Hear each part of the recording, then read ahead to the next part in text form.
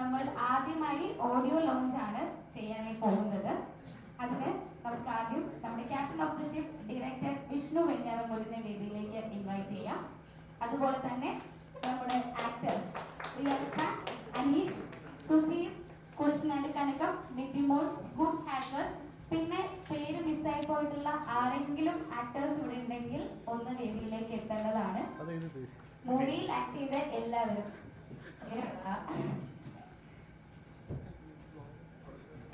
കനകമ്മ എല്ലാവരും എത്തിയിരിക്കാണ്. അടുത്തതായി പ്രൊഡ്യൂസർ ശ്രീകുമാർ മുംബൈ സാറിനെ വേദിയിലേക്ക് ഇൻവൈറ്റ് ചെയ്യുന്നു. അതുപോലെ തന്നെ നമ്മുടെ ഷാജി സർ ഉണ്ടായിരുന്നു, പക്ഷേ സാറിന് ഒരു ബിസിനസ് മീറ്റിംഗ് ഉള്ളത് കൊണ്ട് ഇന്ന് എത്താനായി സാധിച്ചിട്ടില്ല. പിന്നെ മ്യൂസിക് ഡയറക്ടർ ജീവൻ, വൈശാഖ് ശ്രീരാജ്,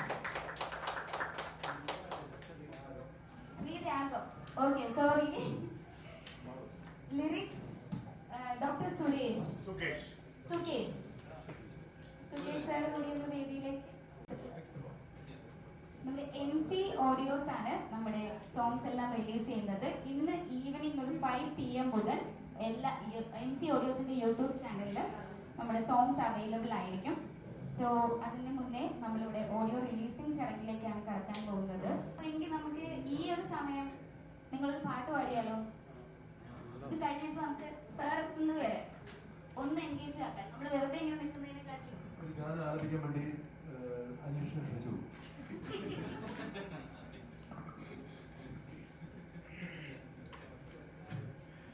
ഏറ്റവും വലിയ സന്തോഷമുള്ള നിമിഷമാണ്. കാരണം നമ്മൾ കുറേ നാളത്തെ സ്വപ്നമായിരുന്നു. കഴിഞ്ഞ 1.5 വർഷമായിട്ട് ഞങ്ങൾ തുടങ്ങി വെച്ചൊരു പ്രോജക്റ്റാണത്. വിഷ്ണുവിൻ്റെ മനസ്സിൽ ഒരു വിത്തായി വന്നത് ഇന്ന് ചെടിയായി മരമായി നിൽക്കുകയാണ്. ഇനി ഇത് വടവൃക്ഷമായി മാറാനുള്ള പ്രാർത്ഥനയും പ്രയത്നമാണ് ഞങ്ങൾക്ക് എല്ലാവർക്കും ഉള്ളത്. ശ്രീ അയ്യപ്പൻ ഡിസംബർ 12 എത്തുകയാണ്. നമ്മുടെ നമ്മുടെ അടുത്ത തിയേറ്ററിലേക്ക് എത്താൻ പോവുകയാണ്. അപ്പോൾ ഈ ഒരു സന്ദർഭത്തിൽ നമ്മുടെ ഏറ്റവും മികച്ചൊരു ചടങ്ങാണ് നടക്കാൻ പോകുന്നത്. നമ്മുടെ 7ഓളം പാട്ടുകൾ ഈ സിനിമയിലുണ്ട്. ഈ സിനിമയുടെ രചയിതാവും നമ്മുടെ ഗാനരചയിതാവും സംഗീത സംവിധായകരൊക്കെ നിങ്ങളോടൊപ്പം ഈ വേദിയിലുണ്ട്. അപ്പോൾ ഈ സമയത്ത് ഞാനൊരു പാട്ട് പാടുന്ന തെറ്റുണ്ടോ?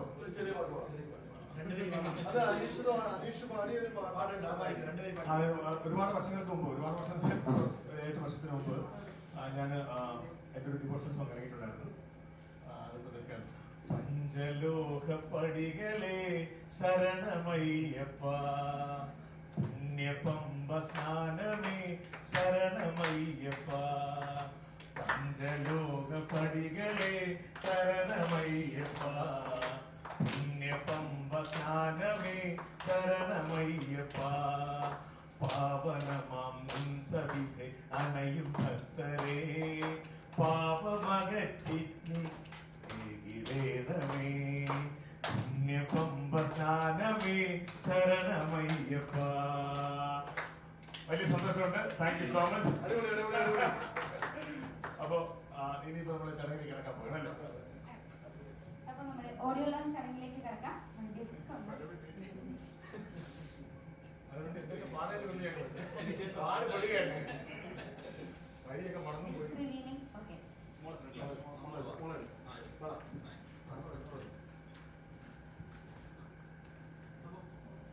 PRO ഐശ്വര്യ രാജനെ കൂടി ഞാൻ വേദിയിലേക്ക്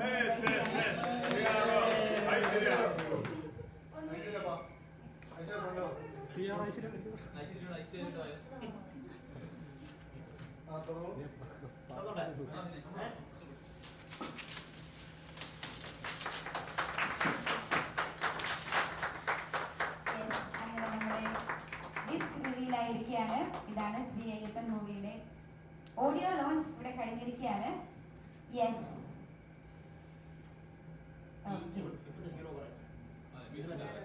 മ്യൂസിക് ഡയറക്ടർ. എല്ലാവർക്കും നമസ്കാരം. എൻ്റെ ഒരു 2ാമത്തെ സിനിമയാണിത്. അപ്പോൾ ഇതിലെ ഒരു 7 പാട്ടാണ് ഞാൻ ചെയ്തേക്കുന്നത്. ഇന്നത്തെ MC ഓഡിയോസിലൂടെ അതിൻ്റെ ആദ്യ ഗാനം മധുബാലകൃഷ്ണൻ സാർ പാടിയ ആദ്യത്തെ പാട്ട് നിർദ്ദേശമാണ് 5:30. പിന്നെ ഇവരുടെ കൂടെ എല്ലാം അതിൻ്റെ ഷെട്ടായിട്ടുള്ള സുഹൃത്തുക്കളായാലും എല്ലാവരുടെയും കൂടെ ഒരുമിച്ച് വർക്ക് ചെയ്യാൻ കഴിഞ്ഞത് വലിയ സന്തോഷം. പിന്നെ സുരേഷ് സംഗീത ഭയങ്കര ഞങ്ങൾ ഇതിനു മുമ്പ് ഒരുപാട് ഗാനം ചെയ്തിട്ടുണ്ട്. സിനിമയിൽ ആദ്യമായിട്ടാണ് വന്നിരിക്കുന്നത്. അപ്പോൾ എല്ലാ രീതിയിലും നിങ്ങളെല്ലാവരുടെ സപ്പോർട്ടും പ്രാർത്ഥനയും ഉണ്ടാവണം. പാട്ടുകളെല്ലാം നല്ല രീതിയിൽ വിജയിപ്പിക്കാനുള്ള നിങ്ങളുടെ സപ്പോർട്ടും സിനിമയിൽ ഇറങ്ങുമ്പോൾ അതിനുള്ള സപ്പോർട്ടും എല്ലാവരുടെയും പകർന്നുണ്ടാവണം. അപ്പോൾ എല്ലാവർക്കും നന്ദി, നമസ്കാരം.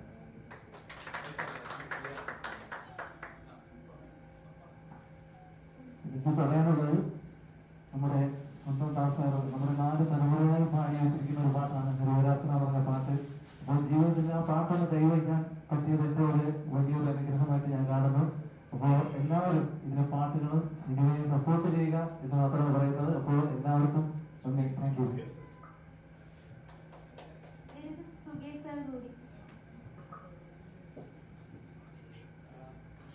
ഈ ഒരു ചിത്രത്തിന് തീർച്ചയായിട്ടും ഗാനങ്ങൾക്ക് ഒരുപാട് പ്രാധാന്യമുണ്ട്.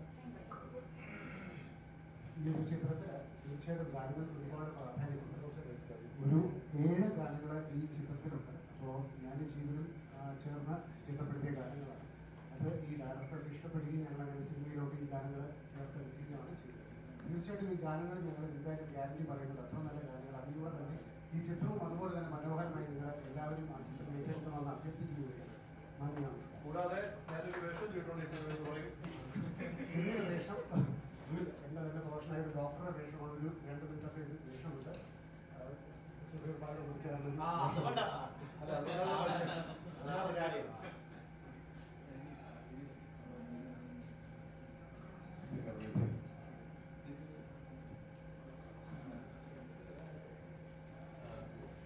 നമസ്കാരം, എല്ലാവർക്കും നമസ്കാരം.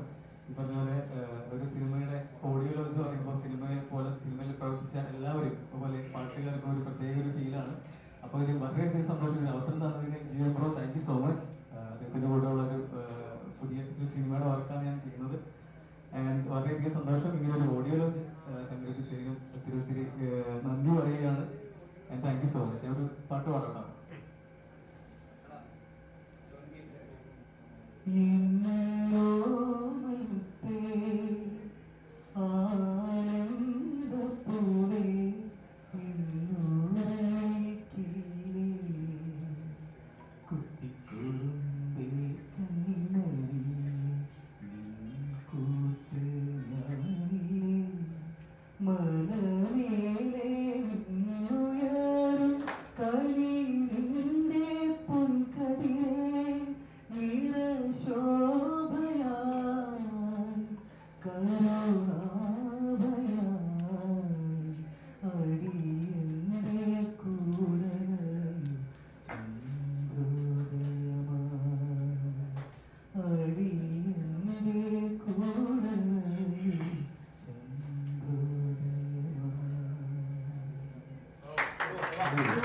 ഈ ഒരു സോങ്ങില് അഭിനയിക്കാനുള്ള ഭാഗ്യം എനിക്കുണ്ടായി.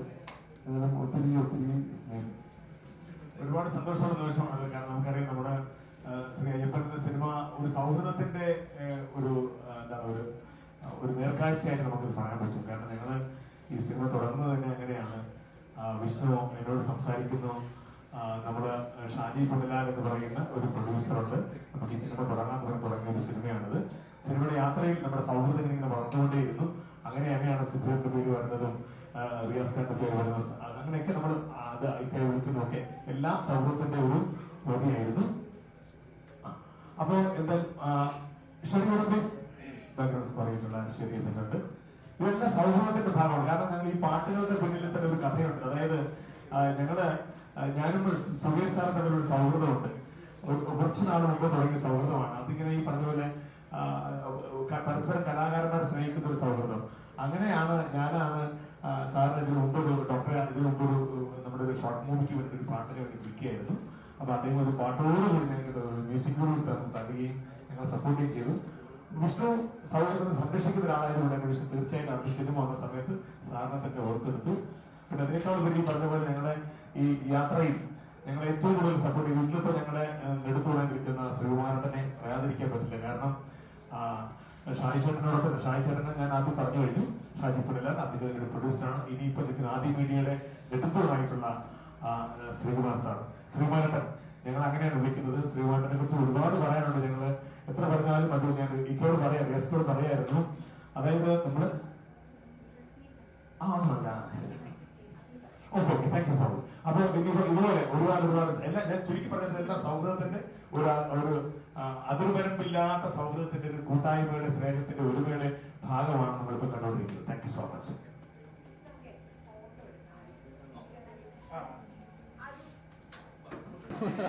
കുറച്ചേരായി.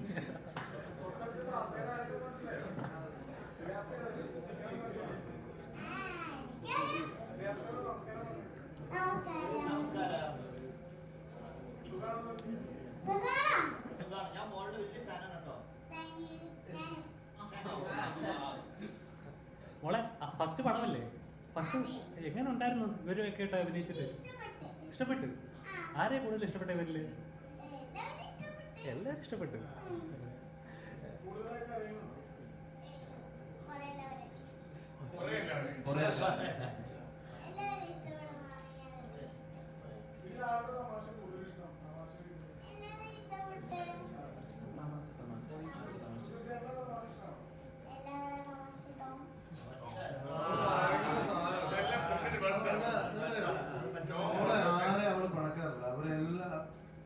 എന്നെ ഇഷ്ടമാണ്, എന്നെ ഇഷ്ടം, എല്ലാവരും ഇഷ്ടമാണ്. റിയാസിനെ ഇഷ്ടമാണോ? എല്ലാവരും ഇഷ്ടമാണ്. അനീഷന് എല്ലാവരും ഇഷ്ടമാണ്.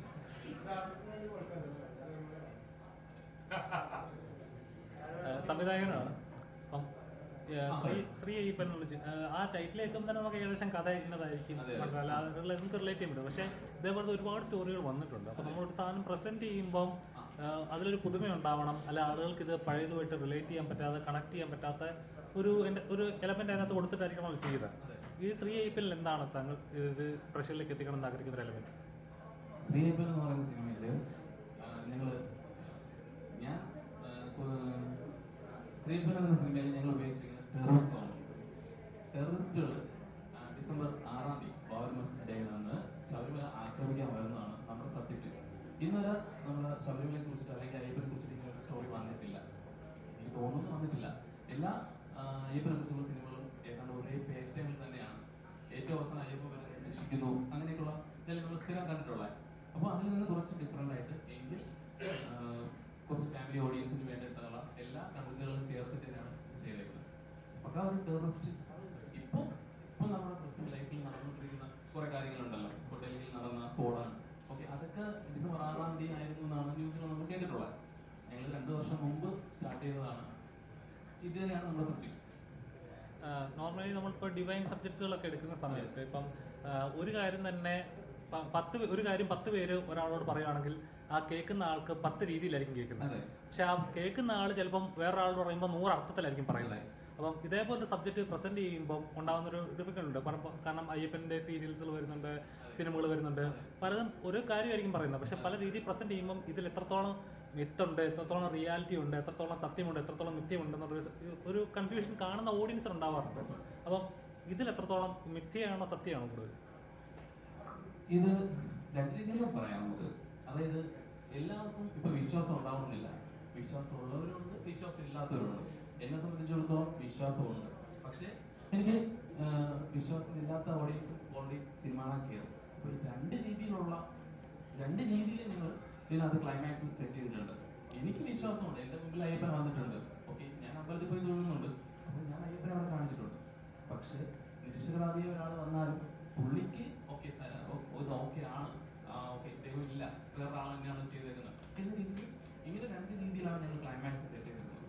അപ്പോൾ എല്ലാ തരത്തിലുള്ള ഓഡിയൻസിനെയും ഓക്കെ ആക്കുന്നതിന് വേണ്ടിയിട്ടുള്ള എലമെന്റ്സ് ഞങ്ങൾ ഇതിനകത്ത് ആഡ് ചെയ്തിട്ടുണ്ട്. അത് ശ്രദ്ധിച്ചിട്ടുണ്ട്.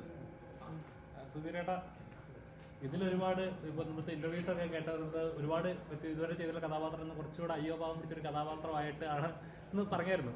ശരിക്കും എങ്ങനെയാണ് കഥാപാത്രം കേട്ടപ്പോൾ എന്തായിരുന്നു മൈൻഡ് പറഞ്ഞത്? ഞാൻ ചെയ്തിട്ടുള്ളത് വെച്ചിട്ട് ഒരു ഫാമിലി മാനായിട്ടാണ് ഞാനത് ചെയ്തിരിക്കുന്നത്. സാധാരണ വില്ലനിസോ ഒന്നുമില്ല. ഒരു 2 അറ്റം കൂട്ടിമുട്ടിക്കാൻ വേണ്ടി ഓടി നടക്കുന്ന ഒരു ബിസിനസ്സുകാരൻ. അദ്ദേഹം ഒരു നിരീശ്വരവാദിയായ ബിസിനസ്സുകാരൻ, ദൈവവിശ്വാസിയല്ല. ദൈവം എന്നൊക്കെ പറയുമ്പോഴത്തേക്ക് അയാൾക്ക് ഭയങ്കര പുച്ഛവും വെറുതെ ഇല്ലാത്തൊരു കാര്യത്തിന് വെറുതെ എന്തിനാ. പിന്നെ അയാൾ വിശ്വാസത്തിലേക്ക് വരുന്ന സംഭവമാണ്. അങ്ങനെ ഒരു ക്യാരക്ടർ എനിക്ക് അത് നല്ല രീതിയിൽ ചെയ്യണമെന്നാണ് വിശ്വാസം. നമ്മളിപ്പം ഇപ്പൊ സുധീരേട്ടൻ്റെ റിയസ്കെ ആയിട്ട് ശരി നമ്മൾ വില്ലൻ കഥാപാത്രങ്ങളിൽ നമ്മൾ ഒരു ഫസ്റ്റ് ഒരു ഇമേജ് കാണുവാണെങ്കിൽ നിങ്ങളുടെ മുഖമായിരിക്കും മലയാളികൾക്ക് കുറച്ചുകൂടെ ഫേവറബിൾ, അല്ലെങ്കിൽ വില്ലൻ എന്ന് പറയുമ്പോൾ നിങ്ങളുടെ മുഖങ്ങളായിരിക്കും കൂടുതൽ ഓർക്കാറുള്ളത്. അപ്പം ബേസിക്കലി ഒരു സിനിമ ചെയ്യുന്ന സമയത്ത് ഒരു ഹീറോയെക്കാളും കൂടുതൽ ഒരു വില്ലനെ ക്രിയേറ്റ് ചെയ്യാനായിരിക്കും പാട്. തോന്നിയിട്ടുണ്ടോ എപ്പോഴെങ്കിലും അങ്ങനെ ഒരു വില്ലനെ ക്രിയേറ്റ് ചെയ്യാനാണ് ഒരു മേക്കർ ശ്രദ്ധിക്കേണ്ടത്? ഒരു പോസിറ്റീവ് നെഗറ്റീവ് ഉണ്ടായാലേ അവിടെ ഒരു ലൈറ്റ് കിട്ടും. സോ പോസിറ്റീവാണ്, നെഗറ്റീവാണ്. ഇത് ഇന്നല്ല, എല്ലാ കാലഘട്ടം സിനിമ തുടങ്ങിയ കാലഘട്ടം വരെ ഹീറോ ഒരു വില്ലൻ. സോ വില്ലൻ എത്രമാത്രം ശക്തി മാത്രമല്ല അത്രയും ഹീറോ പൊങ്ങി വരും. സോ അതാണ് MGR നമ്പ്യാർ ഒക്കെ പറയുന്നത്, അങ്ങനെയാണ്. സോ അങ്ങനെയാണ്. പക്ഷെ ഇതിൽ അതും ഈ സിനിമയായിട്ട് എനിക്ക് ബന്ധമില്ല. ഞാനിതിൽ ഒരു സ്പെഷ്യൽ സ്ക്വാഡ് പോലീസ് ഓഫീസറായിട്ടാണ് വരുന്നത്. December 6 സാറ് പറഞ്ഞ പോലെ, വിഷ്ണു സാറ് പറഞ്ഞ പോലെ December 6 ശബരിമലയിൽ ഒരു വലിയ അറ്റാക്ക് നടക്കാൻ പോകുന്നത്. അത് സ്റ്റോപ്പ് ചെയ്യാനും അവിടെയുള്ള ജനങ്ങളെയും കാത്തു സൂക്ഷിക്കാനും സ്പെഷ്യൽ സ്ക്വാഡായിട്ട് വരുന്നൊരു പോലീസ് ഓഫീസറാണ് അൻവർ എന്ന് പറയും. അത് കുറേ ഇന്റർലിങ്ക് ആയിട്ട് അങ്ങോട്ടും ഇങ്ങോട്ടും നിങ്ങൾ പടം കാണുമ്പോൾ കണക്ട് ചെയ്യാം. അൻവറാണോ വാദം നിങ്ങൾക്ക് അത് ജഡ്ജ് ചെയ്യാം അങ്ങോട്ടും. പ്രേക്ഷകൻ കൊടുത്തിരിക്കുന്നു. അപ്പം ചേട്ടാ നമസ്കാരം. നമസ്കാരം. ചേട്ടാ നമ്മൾ ചെയ്യുന്ന ചേട്ടൻ്റെ ഫേസ് കാണുമ്പോൾ മലയാളിക്ക് ഇപ്പോഴും ഒരു ഹ്യൂമർ കഥാപാത്രം ചെയ്യുന്നത്, അല്ലെങ്കിൽ ഫാമിലി മാൻ ആയിട്ടുള്ള, അല്ലെങ്കിൽ നമ്മുടെ കുടുംബത്തിലെ ഒരാളുടെ കഥാപാത്രങ്ങളാണ് കൂടുതൽ നമുക്ക് റിലേറ്റബിൾ ആയിട്ടുള്ളത്. അപ്പം ഈ ഒരു സെറ്റപ്പ് ബ്രേക്ക് ചെയ്യാൻ പറ്റുന്നത് എപ്പോഴെങ്കിലും നമ്മൾ ആഗ്രഹമുണ്ട് ഏതൊരു ആർട്ടിസ്റ്റിനെ സംബന്ധിച്ചും എൻ്റെ ഈ കഥാപാത്രം എന്ന ഷെല്ലൊന്ന് ബ്രേക്ക് ചെയ്ത് എനിക്കൊരു കുറച്ചുകൂടി നെഗറ്റീവ് ഷെയ്ഡ് ഒരു കഥാപാത്രം വന്നിരുന്നെങ്കിൽ അത് ആളുകൾ അക്സെപ്റ്റ് ചെയ്തിരുന്നെങ്കിൽ എന്ന് കൊതിക്കാറുണ്ടാവും. ചേട്ടൻ എത്രത്തോളം ആ ഷെല്ല് പൊട്ടിക്കാൻ എത്രത്തോളം എഫേർട്ട് ഉണ്ടായിരുന്നു? അല്ല, ഞാൻ ചെയ്തിട്ടുണ്ട്. എനിക്ക് തോന്നുന്നു നമ്മൾ മലയാളത്തിലെ ഏറ്റവും സൂപ്പർ ഹിറ്റായ സീരിയൽ സ്ത്രീയുടെ അവസാനത്തെ സെഗ്മെന്റിൽ ഞാനത് നെഗറ്റീവ് റോൾ ചെയ്തിട്ടുണ്ട്. ഞാൻ തമിഴിലേക്ക് ആദ്യം ചെയ്ത മേഖല എന്നൊരു സീരിയലിൽ ഞാനാണ് നെഗറ്റീവ് ക്യാമ്പ് ചെയ്തത്. അപ്പോൾ ഈ പറഞ്ഞ പോലെ നമ്മളിതൊക്കെ ചെയ്യുന്നുണ്ട്, പക്ഷെ എത്രത്തോളം നമ്മുടെ ആൾക്കാരിലേക്ക് അത് എത്തുന്നു എന്നുള്ളതാണ് പ്രധാന പ്രശ്നം. അപ്പോൾ കഥാപാത്രങ്ങൾ ഏത് വന്നാലും ചെയ്യാനുള്ളൊരു സന്തോഷം എനിക്കുണ്ട്, അത് ചെയ്തുകൊണ്ടേയിരിക്കും. നമ്മുടെ IPL കഥാപാത്രം എന്താണ്? IPL കഥാപാത്രം, എൻ്റെ കഥാപാത്രത്തിന്റെ പേര് മണികണ്ഠൻ എന്നാണ്. മണികണ്ഠൻ എന്ന് പറയുന്നത് അയ്യപ്പന്റെ പേരാണ്, പക്ഷെ ഞാൻ അയ്യപ്പനായിട്ടല്ല, അയ്യപ്പനായിട്ട് വേറെ അഭിനയിക്കുന്നുണ്ട്. പക്ഷെ ഇതിനകത്ത് ലീഡ് റോൾ ചെയ്യുന്നുണ്ട് വലിയ സന്തോഷത്തോടു കൂടി തന്നെ. ഇതൊരു പട്ടാളക്കാരനാണ്. പട്ടാളക്കാരൻ എൻ്റെ അമ്മയാണ് ചേച്ചി അഭിനയിക്കുന്നത്, കുടശനാട് കലാകും ചേച്ചി അഭിനയിക്കുന്നത്. അച്ഛനായിട്ട് കോട്ടയം രമേശ്വരൻ അഭിനയിക്കുന്നു. അപ്പോൾ ഇത് സന്ദർഭവശാൽ ഞാൻ ഒരു മലയ്ക്ക് പോകുന്ന ഒരു സാഹചര്യത്തിനകത്ത് വരുന്നുണ്ട്. അങ്ങനെ എൻ്റെ ഒരു യാത്രയുണ്ട്, ശബരിമലയിലേക്കുള്ള യാത്ര. ആ യാത്രയുടെ ഭാഗമായിട്ട് ഇടയ്ക്ക് വെച്ച് നമ്മൾ കണ്ടുമുട്ടുന്നത് സുഹൃത്താണ് ശബരി എന്ന കഥാപാത്രം ചെയ്യുന്ന സുധീർ. പിന്നെ ഇൻ ബിറ്റ്വീൻ നമുക്ക് കാണാൻ പറ്റും ഈ പറഞ്ഞ പോലെ നമ്മൾ ഭക്തർ അമ്പലത്തെ ലക്ഷ്യമാക്കി പോകുന്ന സമയത്ത് തന്നെ അമ്പലത്തെ ലക്ഷ്യമാക്കി മറ്റാരെങ്കിലും എന്തെങ്കിലും എന്താണ് അനുചിതമായി പ്രവർത്തിക്കുന്നുണ്ടെങ്കിൽ അതിനെ എതിർക്കാനായിട്ട് വരുന്ന വാവർ അല്ലെങ്കിൽ അൻസാർ എന്ന കഥാപാത്രം റിയാസ്ക വരുന്നു. അപ്പൊ ഇങ്ങനെ നമ്മളെല്ലാവരും ഒരുമിച്ചുള്ള ഒരു യാത്രയാണ് ഈ സിനിമ.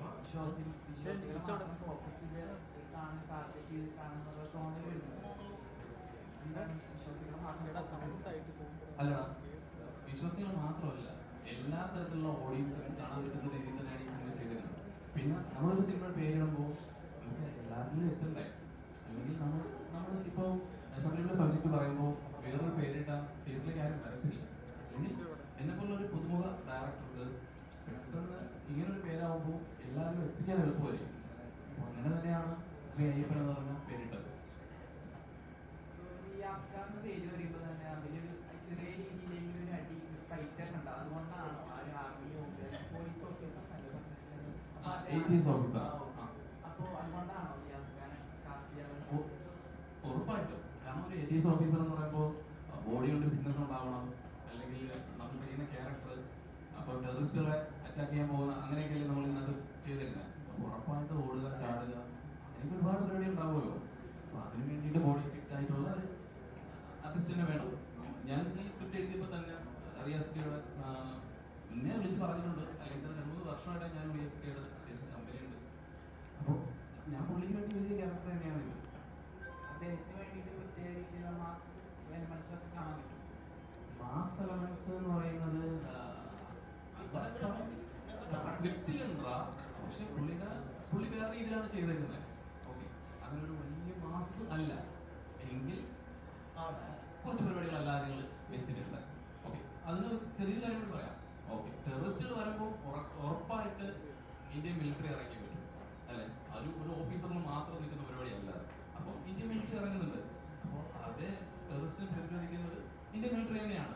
അതിലേക്ക് എത്തിക്കുന്നത് കിക്കയാണ്. അപ്പൊ അങ്ങനെയുള്ള കുറച്ച് പരിപാടികളൊക്കെ വെച്ചിട്ടുണ്ട്. പഴയ ഓഡിയൻസ് അല്ലല്ലോ ഇപ്പോഴത്തെ.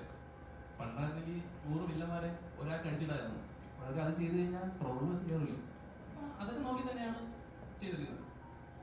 നിങ്ങൾ തമ്മിലുള്ള ഒരു തമ്മിലുള്ള ഒരു കോമ്പറ്റീഷൻ, അഭിനയിച്ച് മത്സരിക്കാനുള്ള ഒരു അവസരമൊക്കെ അങ്ങനത്തെ ഒരു സ്ക്രീനിൽ നമുക്ക് കാണാൻ പറ്റും. സുധീരേട്ടനും റിയാസ് ഖാനും തമ്മിലുള്ള നിങ്ങൾ തമ്മിൽ അങ്ങനെ അഭിനയ മത്സരം ഉണ്ടായിട്ടില്ല. സൗഹൃദപരമായ അപ്രോച്ച് എന്നും ഉണ്ടായിട്ടുള്ളത്. ഈ സിനിമ എന്നും സിനിമയിലായാലും ഇങ്ങനെ ഒരു കഥാപാത്രം വന്നിട്ടില്ല. മറ്റേ കൊച്ചിരാജാവിലൊക്കെ വന്നിട്ടുണ്ട്. പക്ഷെ അതും ഒരു സൗഹൃദപരമായിട്ടുള്ള എൻഡിങ് ആയിരുന്നു അല്ലേ ലാസ്റ്റ്. ഇത് ഞാൻ പുള്ളിയായിട്ട് കോമ്പിനേഷൻ ഒന്നുമില്ല. പക്ഷെ ഞാൻ അനീഷായിട്ട് കോമ്പിനേഷൻ ഉണ്ട്. വേറൊരു ട്രാക്കിൽ പോകുന്ന ഒരു കഥാപാത്രമാണ്.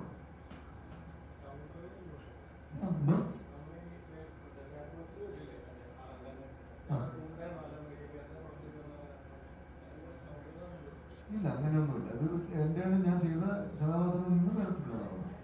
ഒരു ഫാമിലി മാൻ. അതിൽ എനിക്കൊരു കാര്യം പറയാനുണ്ട്. അത് നമ്മളിപ്പോ റിയാസിക്കായാലും സുധീരനായാലും ഒരു സ്ഥിരം പാറ്റേണിലല്ലേ നമ്മൾ കണ്ടിട്ടുള്ളത് അല്ലെ. നെഗറ്റീവ് ഷെയ്ഡ് അല്ലെങ്കിൽ ഇതേപോലെ കൗണ്ടർ കാര്യങ്ങൾ തികച്ചും ഡിഫറെന്റ് ആയിട്ട് ഉള്ള ക്യാരക്ടറാണ് ഈ രണ്ടുപേരും ചെയ്തിരുന്നത്. ഈ സുധീരൻ എനിക്ക് ഉറപ്പായിട്ട് പറയാൻ പറ്റും, മലയാള സിനിമയിൽ ഇങ്ങനെ ഒരു ക്യാരക്ടർ ചെയ്തിട്ടുണ്ടാവാൻ ചാൻസ് ഇല്ല. അത് സിനിമ ആണെന്ന് നിങ്ങൾക്ക് എല്ലാവർക്കും മനസ്സിലാവും. ഇപ്പം പൊതുവെ വരുന്ന ശബരിമല റിലേറ്റഡ് മൂവീസിൽ നിന്ന് എത്രത്തോളം വ്യത്യസ്തമാണ് ഈ സിനിമ? എത്രത്തോളം ടെംപ്ലേറ്റ് വൈസ് ആയാലും എല്ലാ കാര്യങ്ങളിലും എത്രത്തോളം ഡിഫറെന്റ് ആയിരിക്കും? നേരത്തെ പറഞ്ഞല്ലോ, ഇത് സാധാരണ ഒരു ഭക്തി സംഭവമല്ല. ഇതൊരു ടെററിസം. അതായത് 6 ഡിസംബർ 6 കുറച്ച് തൽപര കക്ഷികൾ ഇത് അമ്പലത്തിൽ പ്രശ്നം ഉണ്ടാക്കാൻ വേണ്ടി വരുന്നു. അതിനെ വേണ്ടി അങ്ങനെ ഒരു സബ്ജക്റ്റാണ്. അതിലൂടെയാണ് കഥ പോകുന്നത്.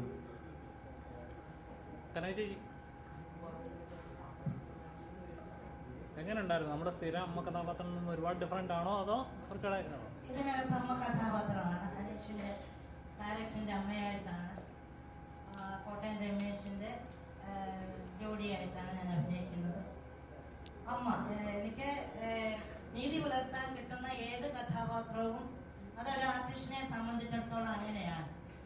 ആ കലയെ ഇഷ്ടപ്പെടുന്ന ഉപാസിക്കുന്ന ഏതൊരു ആർട്ടിസ്റ്റിനും നീതി പുലർത്താൻ കഴിയുന്ന, ധർമ്മക്കാരി ആയിക്കോട്ടെ അല്ലെ ജഡ്ജി ആയിക്കോട്ടെ, നീതി പുലർത്താൻ കഴിയുന്ന കഥാപാത്രം കിട്ടണമെന്നാണ് ആ കലാകാരനോ കലാകാരിയോ ആഗ്രഹിക്കുന്നത്. ഇതിപ്പോ ഒരു നോവലിസ്റ്റ് ആയാലും ഗാനരചയിതാവായാലും കഥാകൃത്തായാലും അവരുടെ തൂലികത്തുമ്പിലൂടെ അവരുടെ ചിന്തയിലൂടെ ഉരുത്തിരിയുന്ന ആശയങ്ങളെ അനേക കാലത്തെ അവരുടെ പ്രയത്നം കൊണ്ടാണ് ആ ചിന്തയിലൂടെ ഉരുത്തിരിഞ്ഞ് ഒരു കഥയാകുന്നത്. അവരുടെ തൂലികത്തുമ്പിലൂടെ അക്ഷരങ്ങളെ വാക്കുകളാക്കി, വാക്കുകളെ കണ്ണികയാക്കി, കഥയാക്കി, കഥാപാത്രങ്ങളെയും കഥയും സൃഷ്ടിക്കുന്ന ആ സൃഷ്ടികർത്താവാണ് ഏറ്റവും, ഈ ലോകത്തെല്ലാം സൃഷ്ടിയാണ് ഏറ്റവും വലുത്. അപ്പോ വെഞ്ഞാറമൂട് വിഷ്ണു എഴുതി സംവിധാനം ചെയ്ത ഈ ശ്രീ അയ്യപ്പൻ, അദ്ദേഹത്തിന് ഒരു കോൺഫിഡൻസ് ഉണ്ടാകണം. അദ്ദേഹമല്ല, വിഷ്ണുമോൻ, അപ്പോൾ ഞങ്ങളുടെ കൂട്ടായ്മ അതിൽ ഉണ്ട് ആ വാക്കിൽ. അപ്പോൾ സംഗീതവും ഓരോ സിറ്റുവേഷനും കഥയും മ്യൂസിക്കും സംഗീത രചയിതാവും എല്ലാം കൂടെ നമ്മുടെ കഥ, ക്യാമറാമാന്, കോർഡിനേറ്ററ്, ഡിസ്ട്രിബ്യൂട്ടറ് എന്ന് വേണ്ട എഡിറ്റിങ്, മൊത്തത്തിൽ കുറേ കലാകാരുടെ ഹാർഡ് വർക്ക്, കഠിനാധ്വാനത്തിന്റെ പേരിലാണ് ഒരു പടം. എത്ര കടമ്പ കടന്നാണ്, കഷ്ടപ്പെട്ടാണ് തിയേറ്ററിൽ ഒരു പടം ഇറങ്ങുന്നത്. അപ്പോൾ അത് കണ്ട് ഇത് കൊള്ളത്തില്ല എന്നൊന്ന് പറഞ്ഞ ഓഡിയൻസിന്റെ പ്രതികരണം ചിലപ്പോൾ പറഞ്ഞാൽ അവിടെ നമ്മൾ തോറ്റുപോകും. അങ്ങനെ പറയാതിരിക്കട്ടെ. ഇത് ഞങ്ങൾക്ക് പ്രതീക്ഷയുടെ ഒരു സിനിമയാകട്ടെ. വിഷ്ണുവിന്റെ തുടക്കം, സംവിധാനം ഏറ്റവും ബെറ്റർ ആകട്ടെ എന്ന് പ്രാർത്ഥിക്കുന്നു. എല്ലാവിധ അനുഗ്രഹാശംസകളും ഈ അമ്മയുടേതും വിഷ്ണുമോൻ ഉണ്ടാകുന്നു. ഞങ്ങൾക്കെല്ലാം, ഞാനും അതിൻ്റെ ഒരു ഭാഗമല്ല. അപ്പോൾ തിയേറ്ററിൽ വരുമ്പോൾ നല്ല ഒരു പ്രതീക്ഷയ്ക്ക് വകയാകട്ടെ. ശ്രീ അയ്യപ്പൻ എന്ന് ആശംസിക്കുന്നു. സ്വാമിയേ ശരണമയ്യപ്പ. സുധീരേട്ടാ ഇവിടെ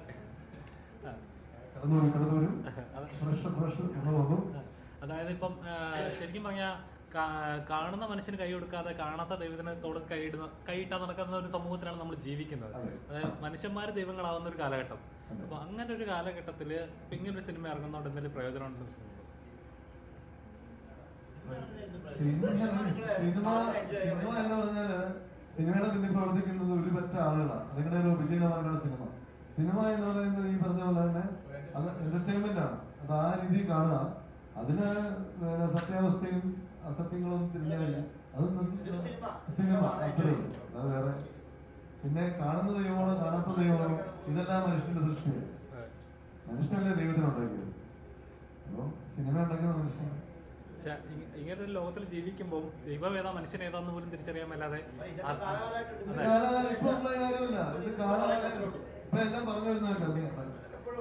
അവരെ ഈ പറഞ്ഞ പോലെ ദൈവം ഏതാ മനുഷ്യൻ ഏതാ അവരെ എല്ലാം നമ്മൾ തന്നെയല്ല ഉണ്ടാക്കുന്നത്. വേറെ നമ്മളെന്ന് പറഞ്ഞാൽ ഞാനും താങ്കൾ ഉൾപ്പെടുന്ന ഒരു സമൂഹമാണ് അല്ലേ. അവിടെ പിന്നെ ക്വസ്റ്റ്യൻ അത് നമ്മുടെ വലിയൊരു ലോകം ശരിയാണെന്നുണ്ടെങ്കിൽ ഒരു ഒറ്റ വഴി ഞാൻ പറയാം, അത് സ്വയം നന്നാണ്. അതാണ് നമ്മൾ നന്നാണ്.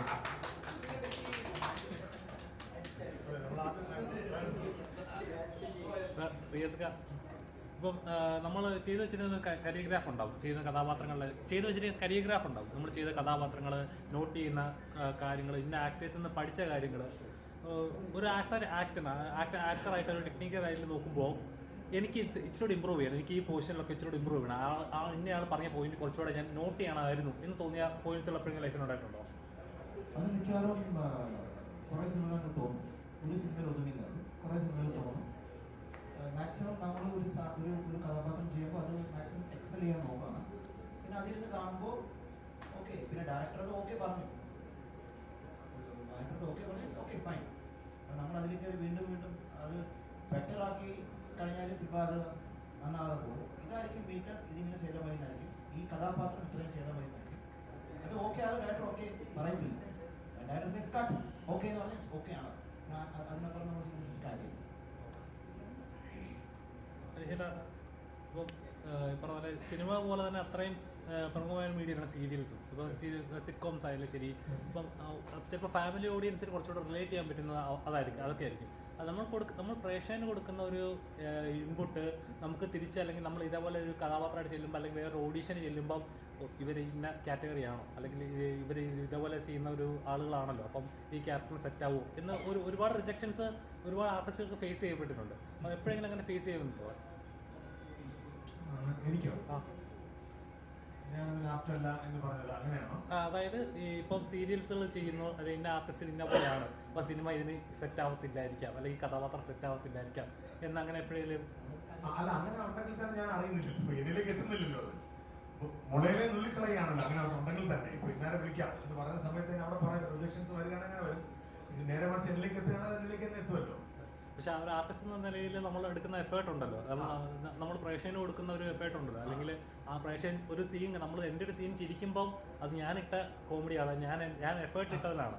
അപ്പം അത് പലപ്പോഴും അല്ലെങ്കിൽ എനിക്കിത് ഞാൻ ഇത്ര എഫേർട്ട് ഇട്ടിട്ടും എനിക്ക് വേണ്ട റിസൾട്ട് കിട്ടുന്നില്ലല്ലോ എന്ന് എപ്പോഴും ഡിപ്പെൻസ് ആണ്. ചില സമയങ്ങളിൽ നമ്മൾ പ്രതീക്ഷിക്കാത്ത സാധനങ്ങളായിരിക്കും, ചില കൗണ്ടറുകളായിരിക്കും, ചില സീക്വൻസുകളായിരിക്കും നമ്മൾ പോലും പ്രതീക്ഷിക്കാതെ നമ്മൾ സ്വീകാര്യമാകുന്നത്. ചിലപ്പോൾ നമ്മൾ ഒരുപാട് എഫേർട്ട്, ഞാൻ കൊറോണ കാലത്ത് ഒരു ഷോർട്ട് മൂവി ആയിരുന്നു, ബാർബേറിയൻ സിദ്ധാന്തം എന്ന് പറഞ്ഞിട്ട്. ഞാൻ വളരെ എഫേർട്ട് എടുത്തിട്ട് ഒരു ബാർബറായിട്ട് അഭിനയിച്ചൊരു സിനിമയായിരുന്നു, ഒരു ഷോർട്ട് ഫിലിമായിരുന്നത്. അപ്പോൾ അതിന് ഞാൻ പോയിട്ട് ഈ പറഞ്ഞ പോലെ ഈ 2-3 ദിവസം ഞങ്ങൾ അടുത്തുള്ള സലൂണിൽ പോയിട്ട് ഹെയർ കട്ട് ചെയ്യുന്നതും ഷേവ് ചെയ്യുന്നതൊക്കെ പഠിച്ചിട്ട് പോയതാണ്. പക്ഷെ ഞാൻ വളരെ എഫേർട്ട് എടുത്ത് ഒരുപാട് പേര് നല്ല അഭിപ്രായം പറഞ്ഞു. പക്ഷേ സംസ്ഥാന അവാർഡ് വരെ പറ്റി എന്നെ പരിഗണിച്ചത് പോലും. അപ്പൊ ഇത് സ്വാഭാവികമാണ്. ചിലപ്പോൾ ഞാൻ ഇതിനു മുമ്പ് ഞാൻ ശ്രീനാരായണ ഗുരുവായിട്ട് അഭിനയിക്കുമ്പോൾ 2005 എനിക്ക് സംസ്ഥാന അവാർഡ് കിട്ടുന്ന സീരിയലിൽ അങ്ങനെ എഫേർട്ടൊന്നും എടുത്തിട്ടുണ്ടായിരുന്നില്ല. അതവർക്ക് സ്വീകാര്യമായി അവിടെ തന്നു. 2018 എനിക്ക് സ്റ്റേറ്റ് അവാർഡ് ഉണ്ടായിരുന്നു. അത് ഞാൻ അലയൻസിനാണ് കിട്ടിയത്. 2013 എനിക്ക് സ്റ്റേറ്റ് അവാർഡാണ്, ബെസ്റ്റ് ആങ്കർ അവാർഡ്. അത് ഞാനതൊന്നും പ്രതീക്ഷിക്കാതെ കിട്ടിയതാണ്. പക്ഷെ ഞാൻ ഒരുപാട് കരുതിക്കൂട്ടി പഠിച്ച് ഹോംവർക്ക് ചെയ്ത് വന്ന സംഭവങ്ങൾക്കൊന്നും എനിക്ക് ശ്രദ്ധിക്കപ്പെടുക പോലും ചെയ്തിട്ടുണ്ടായിരുന്നു. അപ്പൊ ഇതൊക്കെ ഡിപ്പെൻസ് ആണ്, സാഹചര്യവശാൽ സന്ദർഭവശാൽ സംഭവിച്ചു പോകുന്നതാണ്. പക്ഷെ വരുന്നത് എന്താണെങ്കിലും തന്നെ വളരെ പോസിറ്റീവായിട്ട് എടുക്കാൻ, ഇത് കഴിഞ്ഞിട്ട് സ്വീകരിക്കാൻ തയ്യാറാണ് ഞാൻ എന്നും.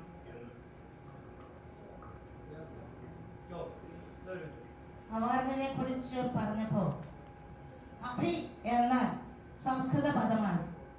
അഭി എന്നാൽ മുന്നോട്ട് എന്നാണ് അർത്ഥം. നയിക്കുക, മുന്നോട്ട് നയിക്കുക. ഒരു അഭിനേത്രിയോ അഭിനേതാവിനെ സംബന്ധിച്ചിടത്തോളം എവിടം വരെ പോകും? അവരുടെ മുന്നോട്ടുള്ള യാത്ര എവിടം വരെയാ? Between the audience and actors ഉണ്ട്, അത്രയും ദൂരം വരെ ഉള്ളൂ അഭിനയം. അപ്പോൾ പ്രതികരണം, തൂലിക തുമ്പിലൂടെ തൽപര കക്ഷികൾക്കിടുന്ന അവാർഡല്ല ഒറിജിനൽ അവാർഡ്. ഓഡിയൻസിന്റെ പ്രതികരണം, തത്സമയം പ്രതികരണമാണ് നമ്മുടെ അവാർഡ്, യഥാർത്ഥ അവാർഡ് എന്നത്. അവരുടെ സംതൃപ്തി, അവര് നമ്മളെ എങ്ങനെ കാഴ്ചപ്പാട് അവരുടെ എങ്ങനെയാണോ അവിടെയാണ് നമ്മുടെ അഭിമാനം, നമ്മുടെ അവാർഡ്. അപ്പോൾ ഓരോ കഥാപാത്രവും അവരെങ്ങനെ ഉൾക്കൊള്ളുന്നു, ഏത് കഥ എങ്ങനെ ഉൾക്കൊള്ളുന്നു കണ്ടോണ്ടിരിക്കുകയല്ലേ. അതുപോലെ തന്നെ ഒരു കഥ, നാടകമായാലും സിനിമയായാലും തത്സമയം മനുഷ്യ മനസ്സിന് മാറ്റമുണ്ടാകുന്ന ഒരു ഉപാധിയാണ്, കലാസൃഷ്ടിയാണ് അഭിനയം. ചിലപ്പോൾ ഒരു ഹൊറർ ആയിക്കോട്ടെ, ആ കഥാപാത്രം കണ്ടോണ്ടിരിക്കുകയല്ലോ, എനിക്ക് അങ്ങനെ ആകാൻ പാടില്ല. ചിലപ്പം വ്യതിയാനമുണ്ടാകും, മനസ്സിന് മാറ്റമുണ്ടാകുന്നതാണ് അഭിനയം. ഓരോ കഥാപാത്രങ്ങളും കഥയും എല്ലാം അങ്ങനെയാണ് ഈ സമൂഹത്തിന് മാറ്റം ഉണ്ടായിരിക്കുന്നത്. സിനിമയും നാടകവും ആ കഥാകൃത്തുക്കളുടെ കഥയിൽ നിന്നാണ് നമ്മുടെ സമൂഹത്തിൽ ഇതുവരെയുള്ള മാറ്റമെല്ലാം ഉണ്ടായിരിക്കുന്നത്. ഓക്കെ, എന്താ ചോദിക്കാം?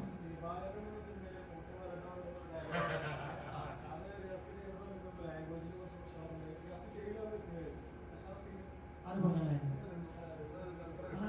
ഞാൻ ഇവിടെ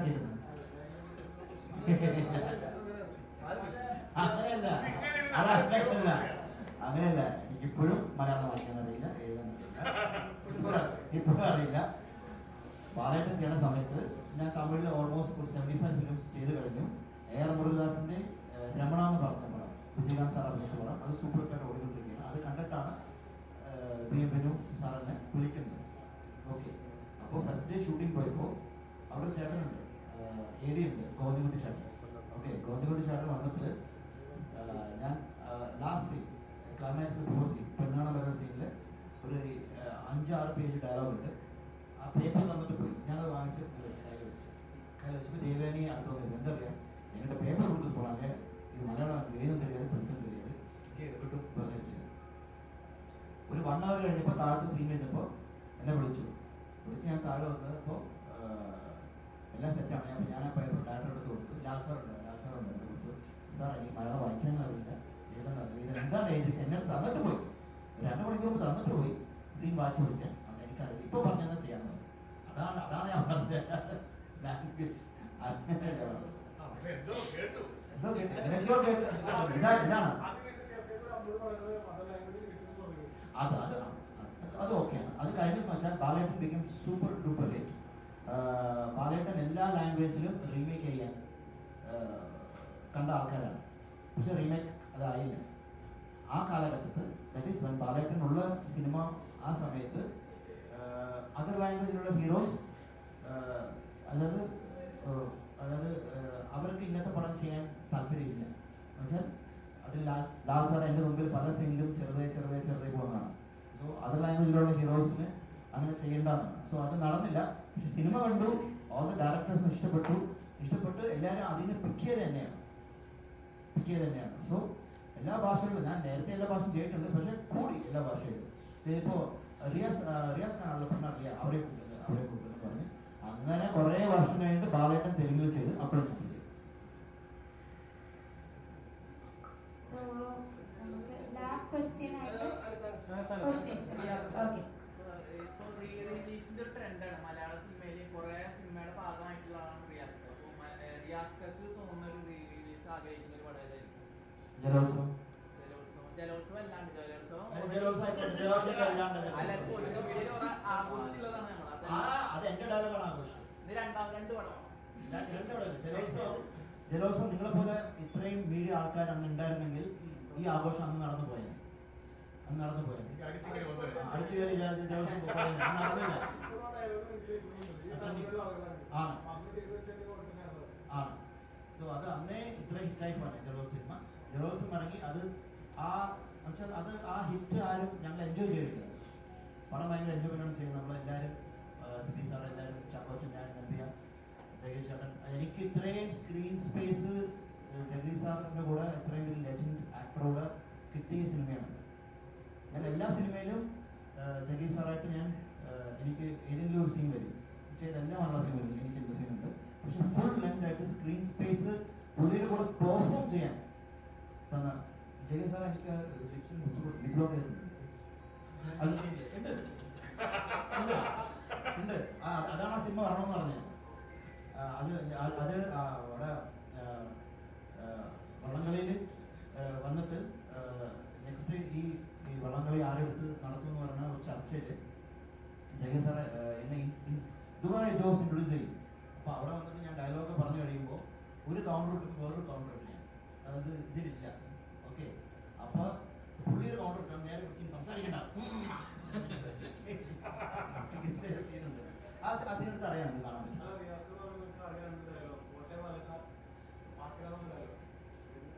പാട്ടേപ്പാലയുടെയും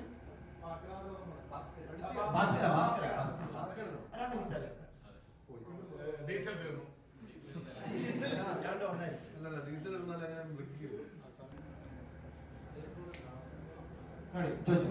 ഓക്കെ, രണ്ട് ഡയലോഗ്.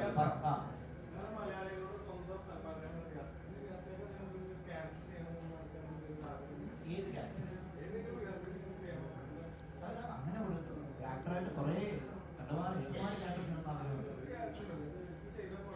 അതങ്ങനെയല്ല. ആസ് എൻ ആക്ടർ നമ്മൾ ഇപ്പം ഞാനൊരു സിനിമയിൽ കാണുകയാണെങ്കിൽ അതിലൊരു ഒരു ക്യാരക്ടർ പറയുകയാണെങ്കിൽ ഞാനത് ആലോചിക്കുന്നത് ഞാൻ ചെയ്താൽ എത്ര വ്യത്യാസമാണ് ചെയ്തത്, അല്ലെങ്കിൽ എനിക്കിങ്ങനെ ചെയ്യാൻ പറ്റുമായിരുന്നു, അല്ലെങ്കിൽ ഇതിനേക്കാളും ബെറ്ററായിട്ട് ഞാൻ ചെയ്തത്, അത് മനസ്സിൽ കാണുന്നത് ഒരു ക്യാരക്ടറില്ല. അത് ആക്ടറിന് അന്ന് ലിമിറ്റില്ല. ആക്ടർ അല്ലേ വേണം, ആക്ടർ നമുക്ക് ലിമിറ്റ് ഇല്ലല്ലോ, ഇത് മാത്രമേ ചെയ്യുള്ളൂ. നമ്മൾ ഏത് ക്യാരക്ടർ കാണുമ്പോൾ എല്ലാം ചെയ്യാം എന്ന കോൺഫിഡൻസ് ഉള്ളത് കുറച്ച് പേർ. ചില ക്യാരക്ടർ മാത്രം ചെയ്യാൻ പറ്റുന്ന ആർട്ടിസ്റ്റുകളുണ്ട്. എല്ലാ ക്യാരക്ടേഴ്സും ചെയ്യാം. എനിക്കങ്ങനെ ഒരു കോൺഫിഡൻസ് ഉണ്ട്. എനിക്കുണ്ട്, പക്ഷെ അത് തരുന്നില്ല. തന്നു കഴിഞ്ഞാൽ ഞാൻ ചെയ്യും. എനിക്ക് ഞാൻ ദീപകർണാരസാനങ്ങളൊക്കെ ഇതുപോലെ എടുത്തിരുന്ന് സംസാരിക്കും. വെറൈറ്റി ഇങ്ങോട്ട് ചിരിക്കും എന്നാലും. കാരണം എനിക്ക് വ്യത്യസ്ത ക്യാരക്ടർ ചെയ്യണമെന്ന് ആഗ്രഹം. നാടകത്തിലൊക്കെ ഒരു 50 വർഷം ഞാൻ അഭിനയിച്ചതാണ്. ഒരു വർഷം 3 കഥാപാത്രങ്ങൾ, വ്യത്യസ്ത ക്യാരക്ടർ. ഇവിടെ നമ്മൾ നടത്തം, സൗണ്ട് എല്ലാം വെറൈറ്റി ആയിട്ടിട്ട് ഒക്കെ നമ്മൾ ചെയ്തതാണ്. അപ്പം സിനിമയിലും അങ്ങനെ കിട്ടണം എന്നെനിക്ക് ഭയങ്കര ആഗ്രഹമുണ്ട്. ഞാനൊരു കാര്യം പറഞ്ഞേക്കാം. ഈ ഏജ് ഞാൻ ഏജ് പറയല്ല, ഈ വയസ്സിലും ഈ ഫയർ ഉണ്ടല്ലോ, ഇതാണ് ഞങ്ങളുടെ ഉള്ളിൽ ഉള്ള ഒരു ബിഗ്ഗസ്റ്റ് ബോണ്ടിങ്. ഇതാണ് ഞങ്ങൾ മുന്നോട്ട് കൊണ്ടുപോകുന്നത്. ഇത് ആർക്കും പറഞ്ഞാൽ മനസ്സിലാവില്ല, ഇത് ഫീൽ ചെയ്യുന്നവർക്ക് മാത്രമേ മനസ്സിലാവുള്ളൂ.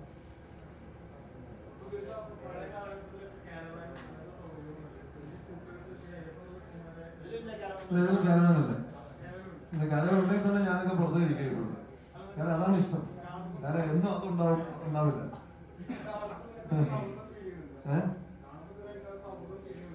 ഇപ്പൊ സൗഹൃദം എല്ലാവരും കാത്തുസൂക്ഷിക്കുന്നുണ്ട്. ഇതുപോലെ മുമ്പ് ഇപ്പൊ സൗഹൃദത്തിന് കുറവൊന്നും സിനിമയില്ല, അങ്ങനെയൊന്നുമില്ല. കാരണം സൗഹൃദമൊക്കെ ഒന്നുമില്ല. കാരണം മാത്രമേ ഉറങ്ങിക്കോളും. സൗഹൃദം ഉള്ളവർ വെളിയിലാവും. സുധീരേട്ടൻ ആഗ്രഹിക്കുന്ന ഒരു റീ റിലീസ് എന്തായിരിക്കും? സുധീരേട്ടൻ ആഗ്രഹിക്കുന്ന ഒരു റീ റിലീസ് എന്തായിരിക്കും?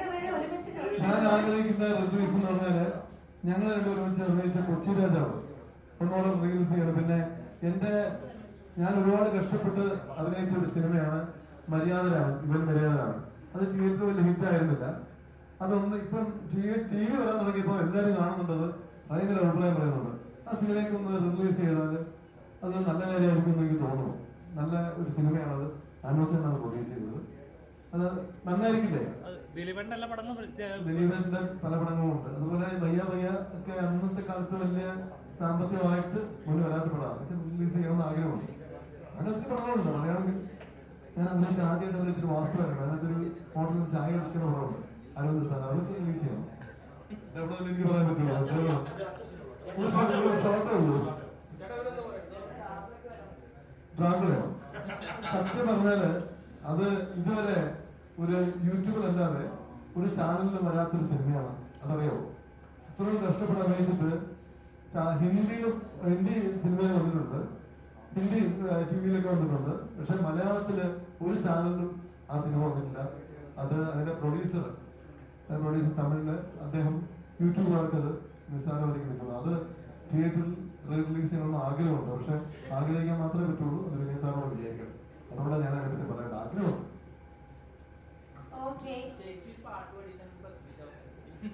ചേച്ചിയുടെ പാട്ടോട് കൂടി പ്രസിഡന്റ് അവസാനിപ്പിക്കാനാണോ? പാട്ടിന്റെ ABCD പോലും ഇല്ല.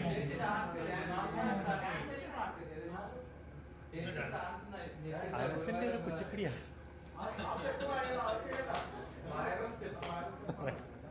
കാക്കക്കുയിലേ ചൊല്ലു കൈ നോക്കാനറിയാമോ? കാക്കക്കുയിലേ ചൊല്ലു കൈ നോക്കാനറിയാമോ? പൂത്തു നിൽക്കും ആശകളെന്ന് കായ്ക്കുമെന്നു പറയാമോ? കാക്കക്കുയിലേ ചൊല്ലു കൈ നോക്കാനറിയാമോ? കാറ്റേ കാറ്റേ കുളിർ കാറ്റേ കണിയാൻ ജോലി അറിയാമോ? കണ്ട കാര്യം പറയാമോ? കാറ്റിലഞ്ഞി പൂക്കളാലെ കബഡി വയ്ക്കാൻ അറിയാമോ? കാക്കക്കുയിലേ ചൊല്ലു കൈ നോക്കാനറിയാമോ? അടിപൊളി അടിപൊളി.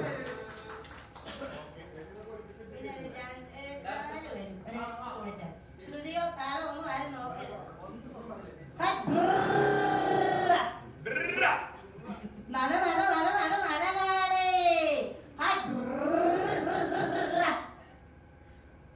കുടമണിത്താളം കേട്ട് നീ ഒരു പാട്ട് പാടടി കുയിലാളേ. കുടമണിത്താളം കേട്ട് നീ ഒരു പാട്ട് പാടടി കുയിലാളേ.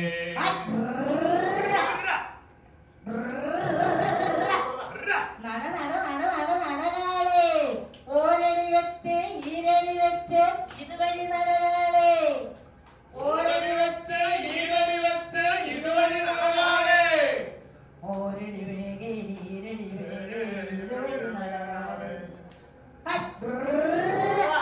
നട നട നട നട നടകാളേ.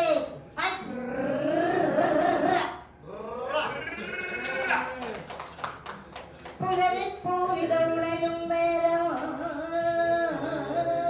കൂട്ടുപോരടി പെണ്ണാളേ.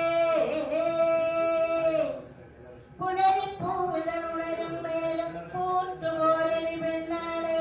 മണമേൽക്കാനിതിരെ വരുവൻ കുളിരോളും കാറ്റേ.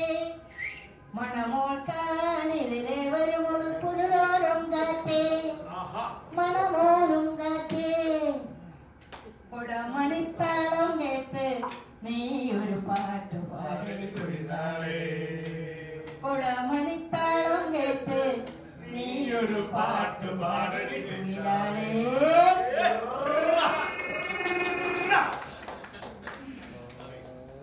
12-ാം തീയതിയാണ് അയ്യപ്പൻ റിലീസ്. എല്ലാവരും ഒന്ന് കാണണം. സുഹൃത്തുക്കളോടും കുടുംബാംഗങ്ങളോടൊക്കെ പറയണം. ഇതൊരു നിങ്ങൾക്ക് എല്ലാവർക്കും ഇഷ്ടപ്പെട്ട സിനിമയായിരിക്കും. ഉറപ്പായിട്ടും എല്ലാവരും വേണം അഭ്യർത്ഥിക്കുകയാണ്. Thank you so much. എല്ലാവരും സപ്പോർട്ട് ചെയ്യണം. പിന്നെ ഡിസംബർ 12-ാം തീയതിയാണ് തിയേറ്ററിൽ എത്തുന്നത്. ഉറപ്പായിട്ടും നിങ്ങളില്ലെങ്കിൽ സിനിമയില്ല. അപ്പം എല്ലാവരെയും സപ്പോർട്ട് ഉറപ്പായിട്ടും ഉണ്ടാവണം. കാരണം ഇന്നിപ്പോ സോഷ്യൽ മീഡിയ ആണ്. 12-ാം തീയതിയാണ്. അതെ, ഞങ്ങളുടെ കാത്തിരിപ്പിനൊരു ഫലം ഉണ്ടാകുന്നത്. എല്ലാവരും കാണണം, സപ്പോർട്ട് ചെയ്യണം, എത്തണം തിയേറ്ററിലേക്ക് കുടുംബത്തോടെ.